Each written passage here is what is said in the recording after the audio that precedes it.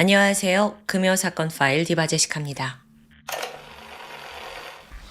대한민국에는 모두가 잠든 새벽에도, 아니 우리가 밥 먹고 자고 출퇴근하는 하루 24시간 내내 경계태세를 늦추지 않고 언제든 튀어나갈 준비를 하는 사람들이 존재합니다. 바로 전국 곳곳에 근무하시는 소방대원들이죠. 어렸을 적에 종종 친구들 중에 누군가가 난 소방대원이 될 거야 라고 하면 호기롭게 말은 할 수 있지만 실제로 그 꿈에 도달하는 이는 많지 않습니다. 그 멋진 이름 뒤에 목숨을 내건 위험이 따르기 때문인데요. 이야기에 앞서 이 영상을 혹시 보시는 모든 소방관 대원분들께 정말 깊은 감사함을 전달하고 싶습니다. 그리고 관련된 사건 파일 바로 시작해 볼게요. 2001년 3월 4일 새벽 3시 47분. 어두운 밤, 고요한 시간의 정막을 깨고 서울 서부소방서에 신고가 들어옵니다. 사실 이런 새벽에 걸려오는 전화는 장난 전화일 가능성이 굉장히 낮다고 해요. 또 혹시라도 이제 사고가 발생했다면 모두가 잠을 자는 시간이기 때문에 사고를 발견하는데도 시간이 오래 걸려요. 그래서 자칫하면 화재가 대형으로 번지기 십상이고요. 이날 신고한 사람은 홍제동 다세대 주택 2층에 살던 한 세입자였습니다. 잠이 안 와서 새벽에 이제 창가로 가서 담배를 피우게 되는데 우연히 저 건너 빨간 벽돌집 1층에서 연기가 나는 걸 목격한 겁니다. 위급한 상황이었죠.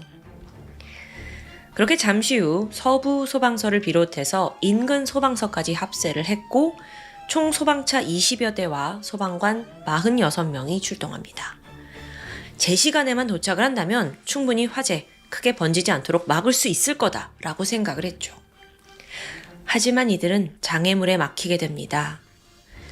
진입을 하려는데 이 주택가 골목이 불법 주정차 차량들로 가득한 거예요. 저 앞에 지금 불이 난 현장까지 고작 150m밖에 안 남았거든요. 근데 이 차를 다 뚫고 소방차가 진입하는 건 불가능했죠. 결국 소방관들이 차에서 다 내렸고 소방호스 12개를 연결한 후에 20kg가 넘는 장비를 직접 들고 현장으로 뛰어갔습니다. 도착을 해보니까 화재는 이미 최고조에 달한 상태였어요. 막 창문 밖으로 불길이 무섭게 솟구치고 있더라고요. 대원들이 소리를 쳤죠. 사람부터 구해야 돼! 몇 명 있는지 확인해! 다들 신속하게 구조 작업을 했고 그렇게 시작한 지 5분 만에 천만다행으로 이 집에 있는 주인과 세입자들까지 총 7명이 무사히 대피하게 됩니다. 너무 다행이에요. 그런데 이때 누군가가 울부짖어요. 아이고, 제 아들이 저 안에 있어요. 제발 살려주세요. 그녀는 집주인 중년 여성 A씨였습니다. 자신의 아들인 32살 최 씨가 지금 안에서 빠져나오지 못하고 있다면서 막 발을 동동 굴러요. 대원들이 바로 가서 안심을 시켰고요.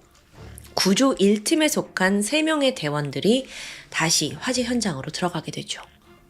집안에 아직 불길이 있었어요. 구조만 하고 불을 잡은 건 아니니까 내 생명을 구해야겠다라는 일념하에 수색을 이어가는데 이상합니다. 안에 사람의 흔적이 없는 겁니다. 그래서 결국에 구조 1팀이 밖으로 나와요. 그러자 집주인 A씨가 막무가내죠. 분명히 아들이 안에 있다는 거예요. 그래서 막 대원들도 잠깐 고민을 하다가 직업적인 원칙을 다시 한번 상기합니다. 안에 사람이 있을 수 있는 일말의 가능성, 이걸 간과할 수 없었습니다. 결국 구조 1팀을 포함한 총 7명의 소방관들이 다시 위험한 불길 속으로 뛰어들었죠. 안에 내부 온도가 너무도 뜨거웠어요. 게다가 화염 때문에 한 치 앞도 보이지 않는 정말 위험한 상황인데 대원들은 안방, 화장실, 주방까지 꼼꼼히 살폈죠. 근데 여전히 아무도 없는 거예요. 그래서 돌아가려고 했는데 정말 마지막으로 권대원을 포함한 2명의 소방관이 보일러실을 확인하기를 자청합니다. 그러니까 얼른 보고 오겠다. 사실 아직 거긴 수색을 못했거든요. 그러면서 지하로 향했죠. 이후 대원들은 계단 내려가는 곳, 보일러실까지 모두 살폈어요. 여전히 최 씨는 보이지 않아요. 다들 여기까지만 해. 이제 나가자. 새벽 4시 17분 대원들이 포기를 하고 지하실을 빠져나오는 순간 쾅! 굉음이 울려 퍼졌습니다. 여기가 노후된 건물이라 불길을 더 이상 버티지 못하고 건물이 한순간에 와르르 무너져 내린 겁니다. 그리고 끔찍하게도 당시 내부에 있던 7명의 대원들은 모두 건물에 매몰되었죠. 그 외 다른 대원들도 날아온 잔해에 맞아서 부상을 입고 쓰러져요. 지금 눈앞에 폭삭 무너져 있는 건물 앞에서 현장에 있던 모든 대원들은 망연자실했고 울부짖었습니다. 동료들을 구해야 해요. 자, 바로 정신을 차리고 밖에 있던 소방관들이 현장으로 다시 뛰어 들어갑니다. 근데 문제가 있죠. 건물 안에는 이미 유독가스가 가득한 거예요. 근데 이게 매몰되어 있는 그 대원들이 착용한 산소통이 한 25분 정도 숨을 쉴 수 있는 양이었거든요. 그러니까 구조작업을 하러 들어갔지만 이것조차 신속하게 이루어지지 않으면 매몰된 대원들의 목숨을 보장하기 어려운 상황이었습니다. 한편 이 대형 사고의 소식이 전해지자 서울과 수도권 각지의 11개 소방서에서 약 250여 명의 소방관들이 빠르게 모여들었어요. 이 현장의 가장 큰 문제가 뭐냐? 거대한 콘크리트였죠. 지금 사람이 깔려있는 상황에서 섣불리 중장비를 동원할 수도 없고요. 애초에 길목에 그 불법 주정차된 차 때문에 중장비도 접근도 힘들어요. 결국 어떤 일이 벌어지냐면 소방관들이 삽과 곡괭이 들고 직접 구멍을 뚫기 시작했죠. 그때가 이제 눈이 막 오는 그런 영하의 날씨였는데 다들 땀을 뻘뻘 흘리며 구조 작업이 이어졌습니다. 그리고 시작한 지 50분 만인 새벽 5시쯤 다행히도 현관 쪽에 있던 한 명의 동료를 구조하게 돼요. 너무 기쁘죠. 근데 대원들은 깃발 새도 없어요. 다시 구조에 집중했습니다. 아직 6명의 대원들이 남아있으니까요. 그렇게 계속 작업이 이어졌고 어느덧 아침 7시가 되는데요. 아까 첫 번째 대원 구조하고도 지금 2시간이 지난 거예요. 이때쯤 되니까 한 사람 정도가 기어서 갈 수 있을 정도의 그 지하 통로가 확보됩니다. 그래서 대원들이 막 바닥을 기다시피 돌아다니면서 동료들을 찾아 나섰죠. 그렇게 30여 분에 걸친 작업 끝에 7시 34분입니다. 가장 먼저 이승기 소방관을 구조했어요. 그리고 3분 뒤 김기석 소방관이 밖으로 나왔습니다. 곧바로 박준우 소방관, 박동규 소방관, 장석찬 소방관과 박상옥 소방관까지 모든 6명의 대원들을 구해낼 수 있었습니다. 하지만 문제가 있죠. 이들은 모두 정신을 제대로 차리지 못한 채 아주 위중한 상태였다는 거예요. 구조를 했다는 기쁨도 잠시 6명의 앞에 발견된 대원까지 총 7명이 모두 들것에 실려서 인근 병원으로 신속하게 이송되었습니다.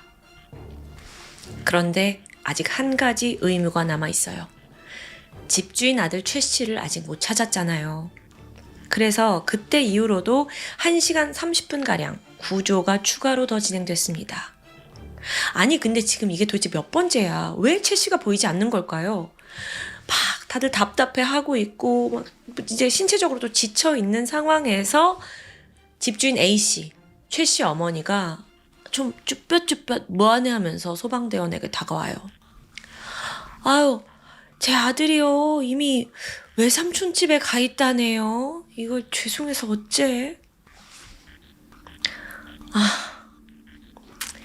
이 사실이 현장에 있는 대원들에게 전달되었고요. 순간 정막이 흘렀어요. 또한 그 말을 전달한 대원은 자리에 주저앉아서 그냥 대성통곡을 토해냈고요. 이 모든 게 누구를 위한 희생이었을까? 나는 원칙을 지킨 것뿐인데 라는 생각이었겠죠. 아침 9시 28분이 되어서야 모든 구조 작업이 종료됩니다. 밤샘 작업으로 지친 대원들은요, 피곤함보다는 허탈함과 충격에 빠져서 말없이 한참 고개를 숙이고 현장을 떠나지 못했습니다. 그런데요, 더 충격적인 소식이 이어졌어요. 앞서 외삼촌 집으로 피신을 했다던 그 아들 최 씨가 사실 이 화재를 일으킨 방화범이라는 게 밝혀진 겁니다. 아, 그런 아들 찾으려고 지금 이 난리를 친 거예요. 게다가 엎친 데 덮친 격으로 병원으로 이송된 7명의 소방대원들 중 6분이 모두 사망하고 맙니다.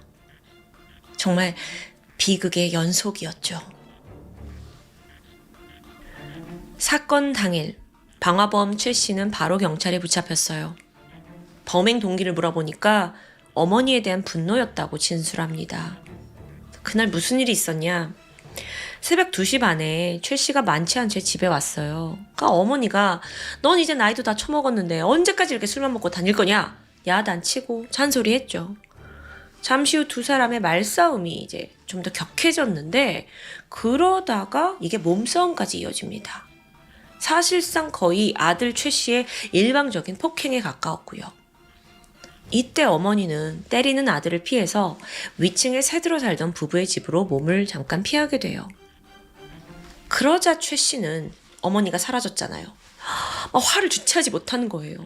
그러면서 그 홧김에 방에 있던 신문지에 라이터를 탁 갖다 대더니 불을 붙입니다.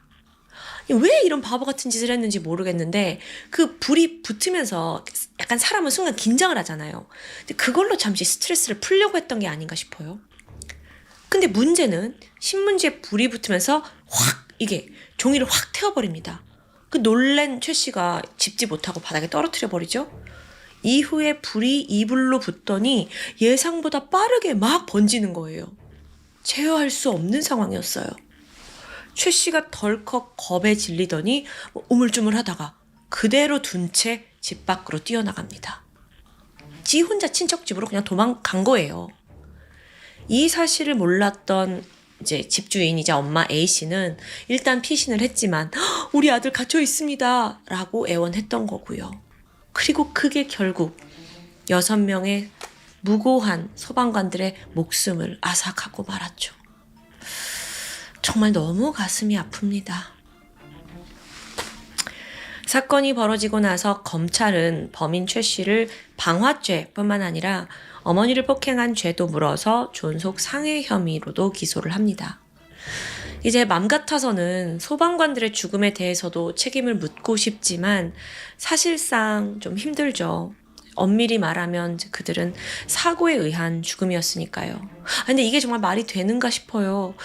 왜냐면 그 사고 자체가 어쨌든 화재로 발생한 거니까요. 어쨌든 재판을 거쳤고요. 결국 범인에게 내려진 처벌은 징역 5년이었습니다.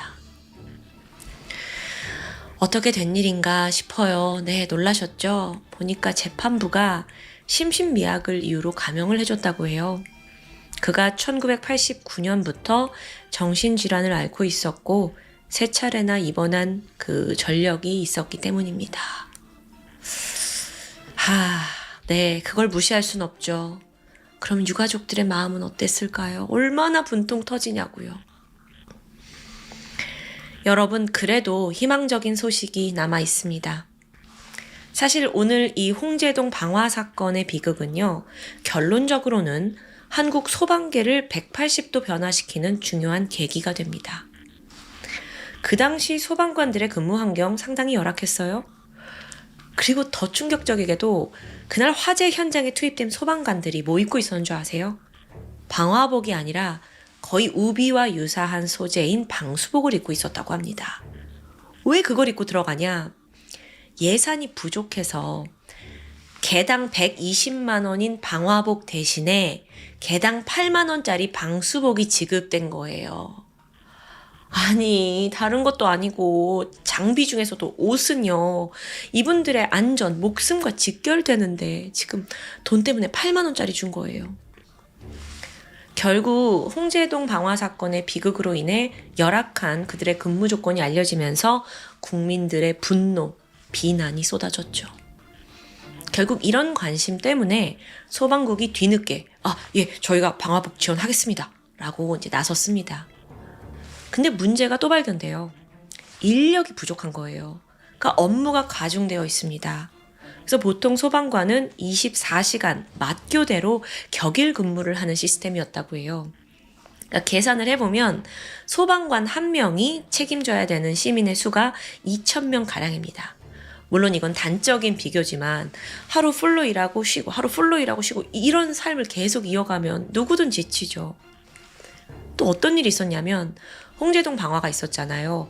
바로 다음 날에도 소방관들은 다시 현장에 출동했다고 해요. 지금 눈앞에서 동료도 잃었고 부상도 입었죠. 근데 대체할 인력이 너무 부족하니까 치료조차 받지 못하고 다시 일터로 나간 거예요.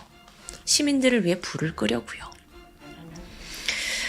결국 이런 처우도 개선이 되는데요. 사건이 벌어지고 나서 그 소방 근무 시스템이 24시간 맞교대가 아니라 3교대로 변경이 됩니다. 여러분, 2025년 지금 시대에 생각하면 너무도 당연한 것들이 그때는 소 잃고 외양간 고치기 식으로 비극이 터지고 나서야 개선된 겁니다. 한편 사건이 벌어지고 이틀이 지난 3월 5일에 순직 소방관들의 합동 연결식이 진행되었습니다.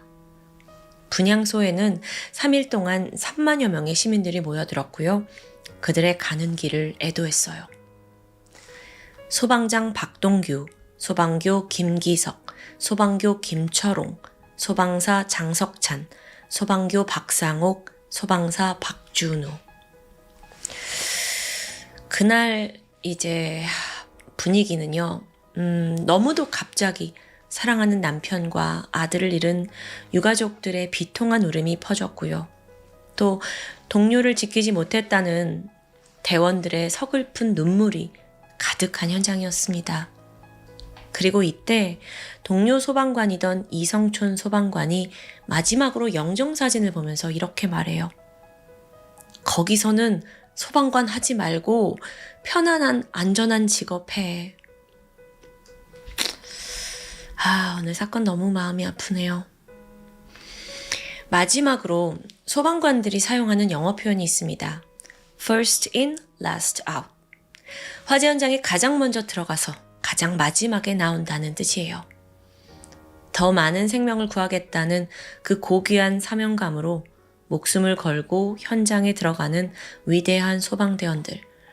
그들의 노고를 이런 사건이 터지기 전에 귀 기울이지 못했다는 것에 깊은 미안함이 느껴집니다. 또한 소방관뿐만 아니라 시민의 안전과 안녕을 위해 일하시는 모든 분들께 좀 더 남다른 사회적인 관심과 보장이 필요하다고 생각합니다. 끝으로 홍제동 방화 참사로 순직하신 6분의 소방관들 명복을 빌겠습니다. 지금까지 디바제시카였습니다.